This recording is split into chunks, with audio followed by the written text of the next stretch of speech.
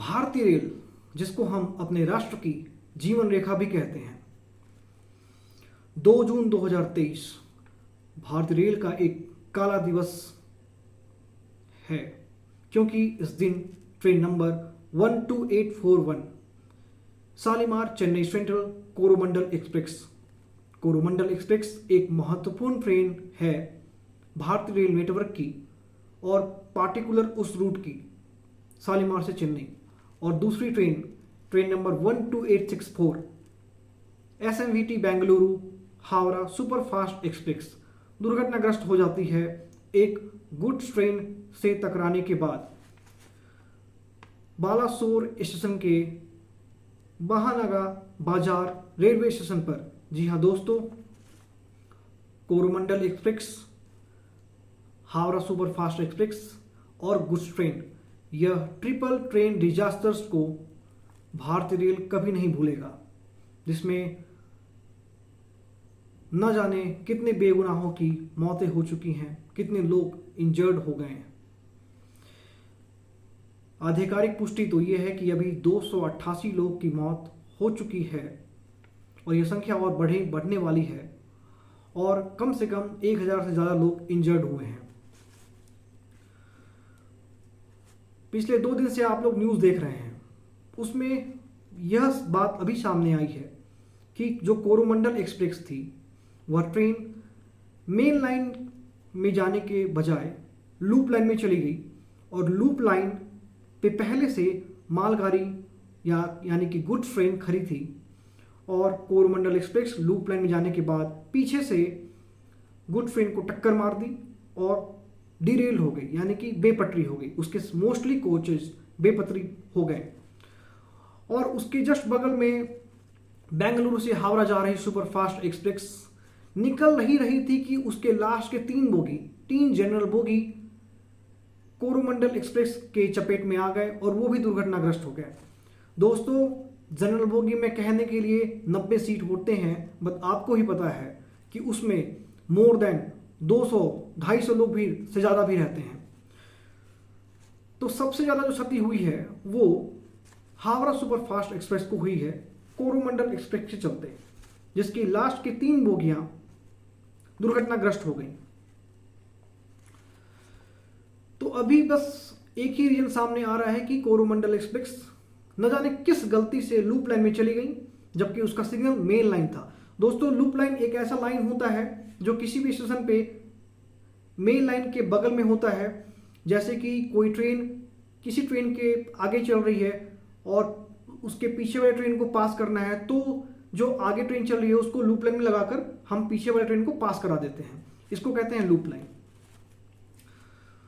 दोस्तों, अभी एक टर्म आ रहा है कवच।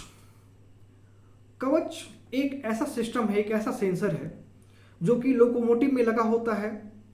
उसको लोकोमोटिव में लगा दिया जाए या ट्रैक पे लगा दिया जाए तो क्या होता है कि अगर एक ट्रैक पे दोनों डायरेक्शन से ट्रेन आ रही है तो वो ट्रेन आपस में टकराएंगी नहीं, वो ट्रेन कुछ डिस्टेंस पे रुक जाएंगी।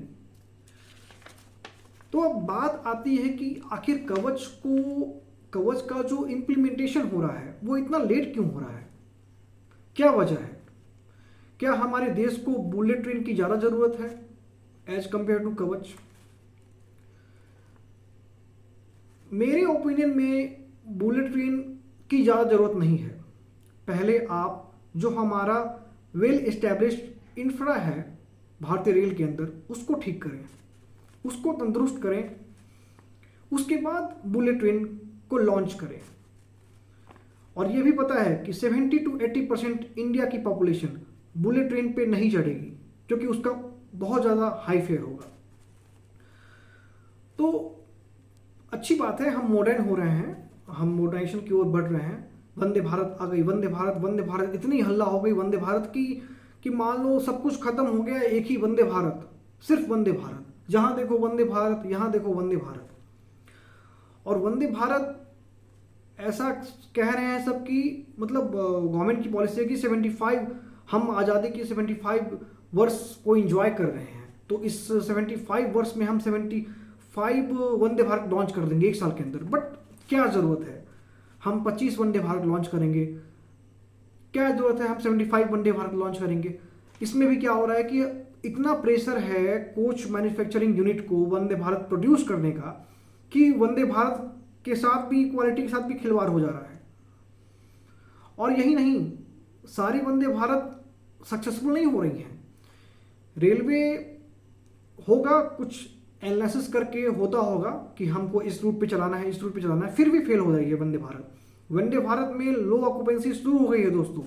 अभी रिसेंटली आनंद विहार से देहरादून वंदे भारत शुरू हुई है दोस्तों। मैं बता दूं, आनंद विहार से नई दिल्ली से देहरादून जनशताब्दी चल रही है, नई दिल्ली से देहरादून शताब्दी चल रही है, तो लोग वंदे भारत में क्यों बैठेंगे? एक्सट्रीम कंडीशन में बैठेंगे। और यही नहीं, वंदे भारत की फेयर भी हाई है। ठीक है, चलो वंदे भारत आ गई है तो अच्छी बात है, हम मॉडर्न हो रहे हैं, बट जहां इंप्लीमेंटेशन की जरूरत है, जिस रूट पे सच्ची में वंदे भारत चाहिए, उसका प्रॉपर एनालिसिस कीजिए, फिर उस रूट पे वंदे भारत इंस्टॉल कीजिए, उस रूट पे वंदे भारत चलाइए। अभी रिसेंटली खबर आई थी कि नागपुर बिलासपुर जो वंदे भारत है उसमें लो ऑक्यूपेंसी के कारण उसको बंद कर दिया गया है।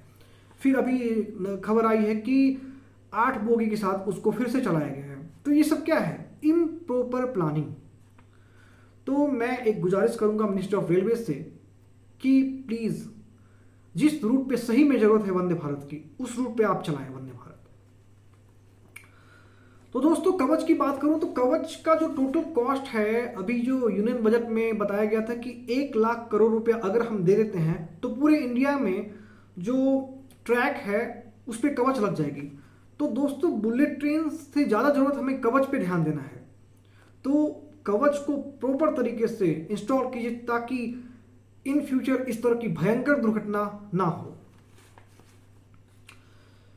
लास्टली मैं यही कहूंगा दोस्तों कि कुछ प्रॉब्लम तो मिनिस्ट्री ऑफ रेलवेज की तरफ से भी हैं, क्योंकि जो वैकेंसीज हैं, रिक्रूटमेंट्स हैं, वो समय पे हो नहीं रही हैं। और जो लोको पायलट्स जो हैं उन पे ड्यूटी का प्रेशर बहुत ज़्यादा है। सुनने में ऐसा है कि लोग 12-12 घंटे से ज़्यादा काम कर रहे हैं।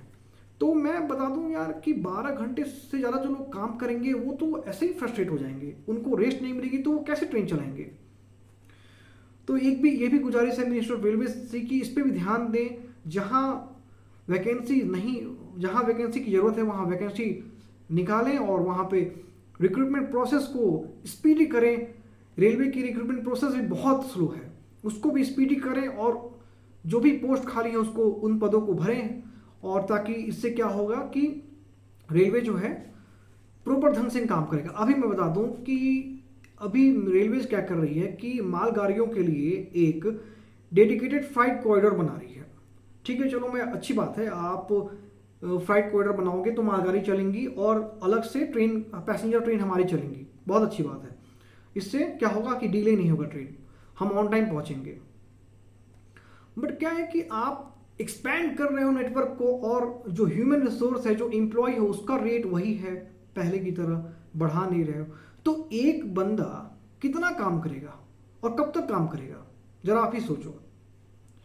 तो सबसे इंपॉर्टेंट चीज है कि जो रिक्रूटमेंट है उसको, उस पर ध्यान दिया जाए, जो वैकेंसीज है उसको जल्द से जल्द फिल किया जाए, ताकि मतलब जो रेलवे के एम्प्लॉय हैं उन पे ज़्यादा प्रेशर ना हो।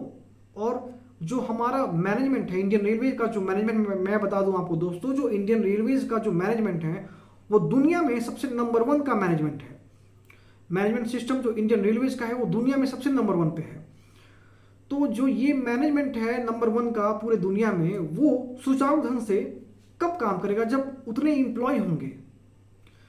तो मैं यही गुजारिश करूंगा मिनिस्टर ऑफ रेलवेज पे कि इन सब कारणों का पे विश्लेषण करें, ध्यान दें।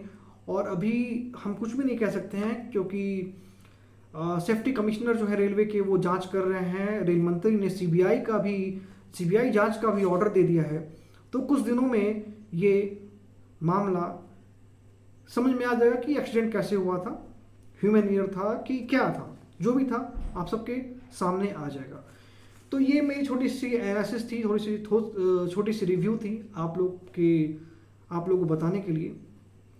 My self Himanshu Shekhar Tiwari, and please subscribe and share my channel Rail tell.